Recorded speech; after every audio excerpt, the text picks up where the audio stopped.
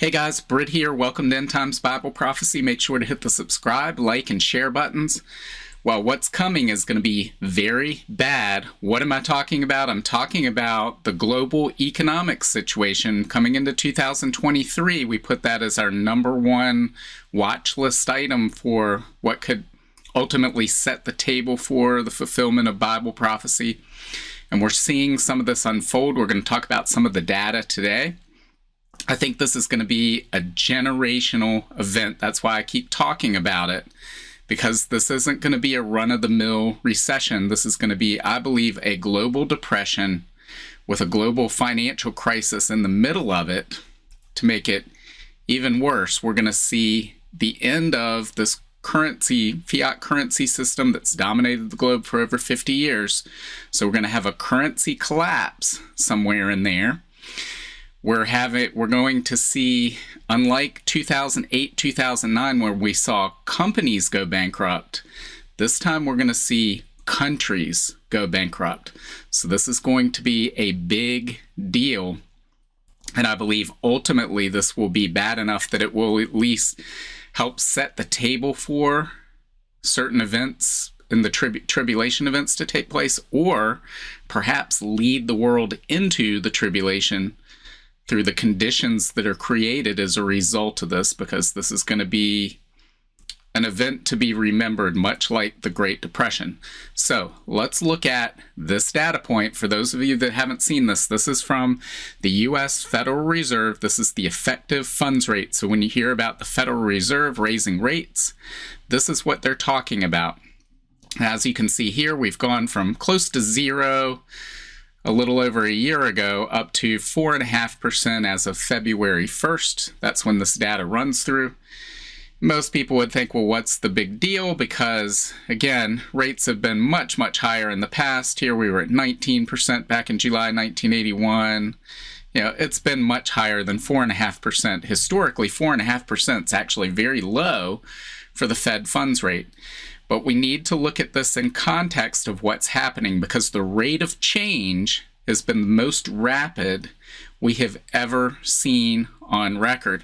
So if we look at this chart in a different way and we look at it in terms of year-over-year percentage change, we get this chart right here, which looks much different, where we see for decades things stayed pretty much normal. And then all of a sudden, over the course of the past year, we've seen a 5,612% year-over-year increase in the Fed funds rate. And so again, I'll say this again, they talk about a soft landing in the media. And every time they say, well, there's going to be a soft landing, they say, but we're not even in a recession. Everything's wonderful, right? So we're supposed to believe everything's wonderful economically. Everybody's doing great. Yet, we're going to go in for a soft landing, but I look at this and I see the side of a mountain that the global economy is about to fly into. And I know that this is the U.S. Fed funds rate year-over-year change, but as the world's reserve currency, the dollar is used all over the world. It's the backbone of international trade. And so seeing changes like this has a global effect. And we're starting to see that as evidenced in this article right here from Zero Hedge. This is titled, "It's Going to Bite Us, Upside Down Auto Loans Surge." This is the result of many factors, result of decisions that people have made over the years, over the decades. But seeing this rapid change in interest rates just makes this worse. It brings the inevitable closer much faster. So let's read this. It says, consumers face increasing financial difficulties due to high inflation, rising interest rates, which we've just looked at, maxed out credit cards. And of course, if you've got a maxed out credit card, the rates on those are atrocious. It says lack of personal savings and nearly 2 years of negative real wage growth. And we've talked in the past, the negative real wage growth. So that may mean maybe you get a raise. You get a 2-3% raise in your income year over year. But if inflation is 10-20%, well, you've actually lost purchasing power. And so that's what you would call your real income, your real wage growth. And so we have seen that decline the most since the Great Depression, since 1933, I believe, it's the worst on record since then. So this says, resulting in an emerging distress cycle for subprime auto loans. So if you remember back in 2008, 2009, we talked about the subprime crisis in housing. That meant that credit standards were relaxed for the purchase of homes. We've seen the same thing happen with automobiles. It says, according to S&P Global, more than 6% of subprime auto loans were at least 60 days overdue in December, a more significant percentage than during the 2008-2009 global financial crisis. And here we see the peak of that was probably 2009, just short of 6%. We've already hit 6%. And look at this rapid rise here that I believe coincides with that rapid rise in interest rates. And keep in mind, this is just 60 days overdue. These aren't actual considered defaults yet. So another 30 days, it's going to get even worse. Eventually, these cars get repossessed. How do people get to work? It's going to create all sorts of issues and problems. And of course, the auto industry employs so many people. It says Bloomberg reported that auto dealers had noticed an alarming rise in customers who trade in their vehicles with negative equity of $10,000. As trade-in values begin to cool, each month more and more customers will find themselves falling from positive to negative equity. Unless American car shoppers break their habit of buying again too soon, let me turn that off, I don't know what that was. Unless American car shoppers break their habit of buying again too soon, we'll see negative equity tide continue to rise, Ivan Drury, Director of Insights at auto market researcher Edmunds, said. Now, keep in mind, this is a lot of consumer behavior, so people will take a past vehicle that they got a loan for, and they'll roll over all that they owe on that vehicle into a new vehicle and finance it for 6, 7, 8 years into the future. And they'll keep doing this so that they can upgrade and have newer cars. And it's a terrible decision to be making this. I want to point to what the Bible says about this. Proverbs 22 verse 7 says, just as the rich rule the poor, so the borrower is servant to the lender. Now, sometimes you have to go into debt. I understand people need transportation to get to work, but I can tell you, our family, we've never had a new car, and we've never had a car payment. We pay cash for used vehicles.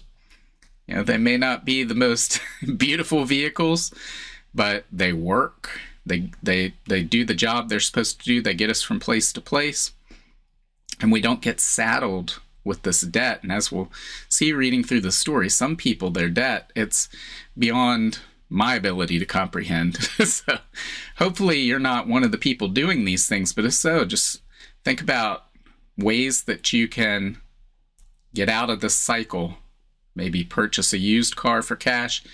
I would suggest going and checking out, say, Dave Ramsey, and looking at what he has to say about this. But anyway, that's off subject. Let's continue on with this. It says, about 1 month ago, when discussing the perfect storm hitting the U.S. auto market, we showed that according to Fitch, more Americans can't afford their car payments than during the peak of the financial crisis, which was to be expected. After all, the latest consumer credit report from the Fed revealed an exponential spike in the number of new car loans, which increased by more than $2,000 in one quarter, from just over $38,000, a record, to $40,155, a new record.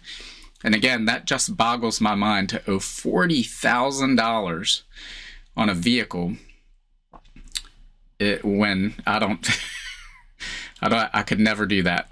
It says, in purchasing a new car has become less feasible for the average person. Approximately 2 out of every 13 individuals are making monthly car payments of $1,000 or more. The average loan rate for new cars just hit a 13-year high and will soon rise even higher. And here they have new 60-month auto loan national average rate, and we see how this has spiked up, just as we saw in that Fed funds effective rate. So for going on almost a decade now, people have been paying rates in this range, and now it's catapulted upward. It says, yet a giant wave of auto loan defaults among subprime Americans has yet to hit. Perhaps the negative equity surge is the tipping point. Edmunds data shows average negative equity on trade-ins is approaching pandemic highs of $5,500. So again, negative equity means you sell the car for the most you can, what it's worth on the open market, and at the end of the day, you still owe $5,500 with no car on a car you used to have. And so you can see how that would be a drag on economic activity, people's personal financial situation. And we're seeing the spike in upside-down drivers that have negative equity. It says, because these car loans are generally unaffordable at the outset, that means that every month borrowers are getting closer to the financial edge, said Kathleen Engel, a law professor at Suffolk University. Pete Kesterson, the general manager of a car dealership in Falls Church, Virginia, warned, it's going to bite us, referring to negative equity, which he believes will worsen. Now we're selling the cars for so much more and financing them for so much longer at a much higher interest rate. There are some challenges coming down the pike. The rising delinquency rates for subprime auto loans are unexpectedly happening at the current record low unemployment rates. Too many borrowers with low credit scores took on too much auto debt during COVID, and now the payback period has arrived. So you've heard in the past, eventually the bill comes due. And that's what we're seeing here. People have been taking on more and more debt. And I understand in some circumstances, everybody's circumstances are different. Sometimes you get hit with medical debt out of the blue. Sometimes all you can do is what you can do. But a lot of this that they're talking about is people simply spending more than they're making. They're going out and getting brand new cars, tens of thousands of dollars in debt for these new cars when they could simply buy used cars for cash. And it's poor decision making year after year after year. And then we're seeing these longer loan periods. I mean, when I was growing up, the longest I think you could get on a car loan was 3 years. Now, I think that they take them as long as 10 years. And it's pretty common to see 6 and 7 year car loans. And this is just a bad idea, guys, a bad idea. But anyway, we see that this is the worst they're talking about since the financial crisis already. And yet, again, the media is still telling us, oh, everything's fine. Maybe there will be a recession later this year. But if so, it'll be very brief. It won't be a big deal. That's what they keep saying. I would submit we're already in a recession. These auto delinquencies being worse than the worst of the 08-09 financial crisis tells us that. And it's only going to get worse because, it takes anywhere from 9 to 12 months for those interest rate hikes to make their way through the economy. And yet the first one was about a year ago. And you've seen how this has just skyrocketed upward from almost 0 to 4.5% over that time. And, we've seen mortgage rates go from, they were less than 3% for a 30-year mortgage a year and a half ago. And now we're looking at 6, 7 or more percent for a 30-year mortgage. That has a major impact on people's ability to afford those payments. And it's going to have a massive impact on the housing market, which is another major component of the economy. But it's not just the United States where this is happening. I want to look at this. This is from Wall Street Silver. Their tweet, it says, inflation dishes up another nasty surprise. Eurozone core CPI, so that's Consumer Price Index, without energy spikes to a record.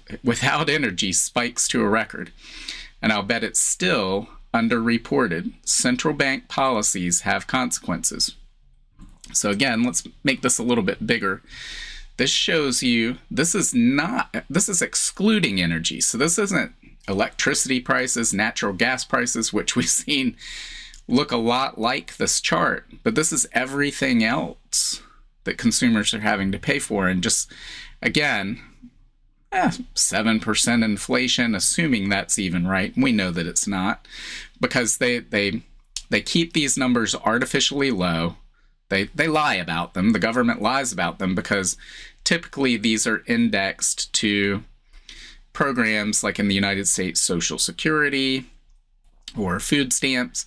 And so you would have to give a cost of living adjustment based on that consumer price index to account for inflation. Well, if inflation's 20%, they might say, well, it's really 10, so that they don't have to increase government spending 20%. They only increase it 10% in regard to that program.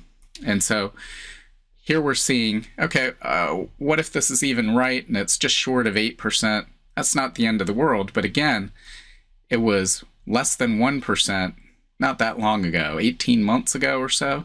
And so it's the rate of change that creates this brick wall for the economy. People don't have time to adjust their budgets. Companies in particular don't have time to adjust their budgets to account for this. And so it really causes financial trouble. And that's what we're seeing. So we had this article here. It says bankruptcies rise 27% and hit record highs in Europe. It says corporate bankruptcies have also jumped to record highs in the EU. They grew by 27% plus in the fourth quarter, to the highest level since Eurostat has been collecting data, which was in 2015. So we're seeing bankruptcies rise in the European Union. And of course, this reminds me of a story that we covered back in the fall. So, because I think this perfectly illustrates what we're dealing with.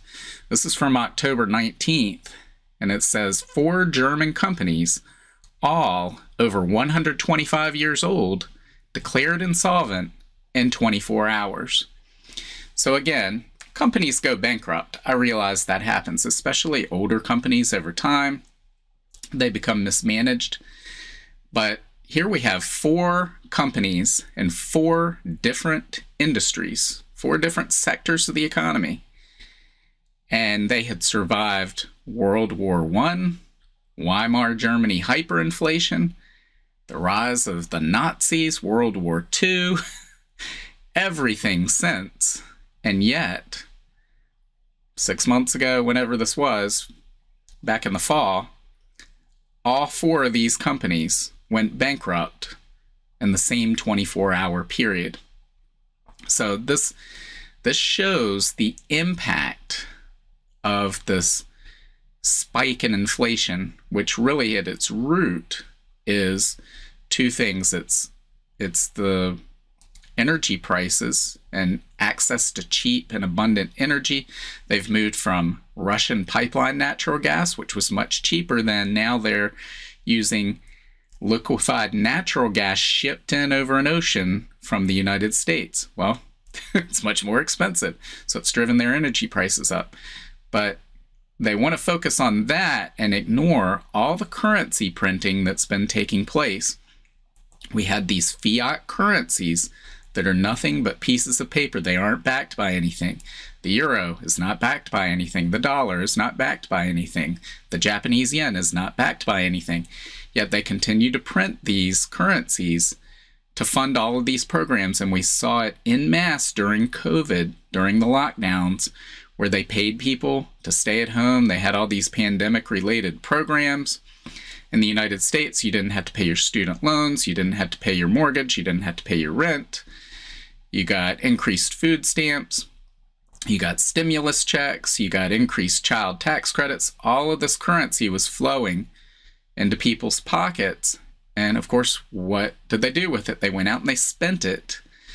And yet the supply of items that they were spending on didn't go up. In fact, you could argue it went down because fewer people were working and the supply chain had been distorted.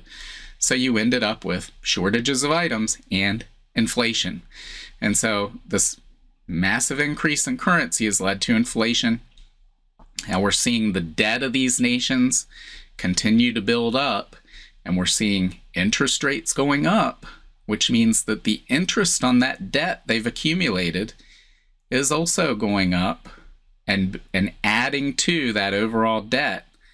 And it's a vicious cycle that is going to lead to the destruction of the currencies. It's either going to bankrupt those nations or destroy their currencies. Pick one or the other. And in some cases, it's probably going to be both.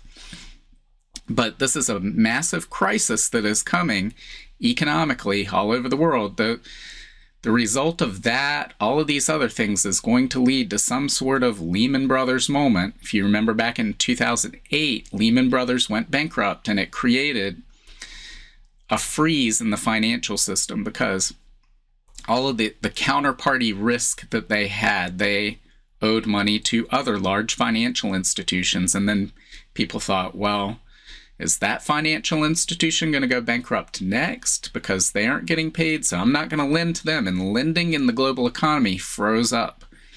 And the global economy moves on credit, free-flowing credit. And so we're likely to see something like that happen again, which is going to lead to a reversal in these policies of raising rates. We're going to see them raise rates until something like that happens. Then they'll do a complete 180 and start running the currency printer again. And I think that's the end game at that point. And we're going to have a major, major crisis. What does all that lead to? How does that play out? I have no idea, but I do know that in the past, when we've had economic crises like this, especially when related to food, which we're also seeing a food crisis right now. We've got an even bigger food crisis coming with the fertilizer that hasn't been produced this year is going to lead to lower crop yields next year. When people get hungry, they demand change. Demagogues rise to power in those types of environments.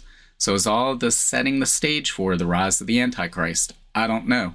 We're going to find out. I do believe that we are going to see central bank digital currencies rolled out by governments as the so-called solution to the crisis that takes place. They're going to make promises to people that if only we have these, we will have insight into the data, we'll have surveillance into the true state of the economy, and we will be able to prevent something like this from happening again.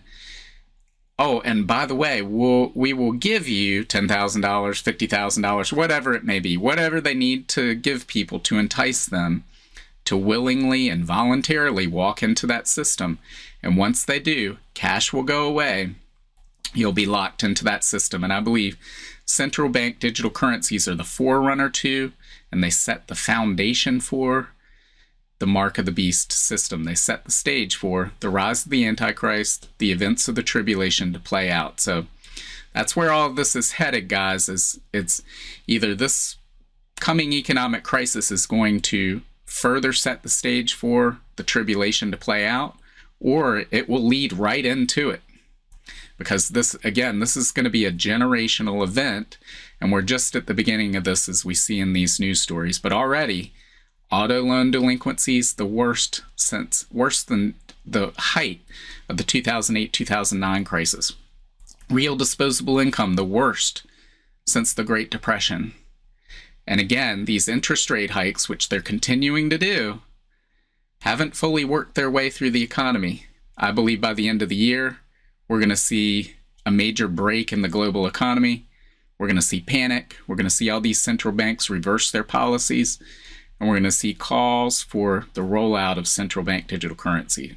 So that's my opinion. I don't know what you think. Make sure to leave your comments below. Maybe you disagree. That's fine. Leave your comments below. Let me know. In the meantime, make sure to like and share this. And God willing, I will see you on Wednesday. Bye. If you want to learn more about the end times and Bible prophecy, make sure to sign up for my free monthly newsletter and get your copy of my free ebook, 7 Signs of the End Times. Just follow the link in the description to get your free book. Also, make sure to check out all of my books. Just look up Britt on Amazon, Barnes & Noble, Apple iBooks, Google Books, Kobo, or anywhere books are sold. Thanks for watching today, and until next time, keep your eyes fixed on Jesus, the author and perfecter of our faith.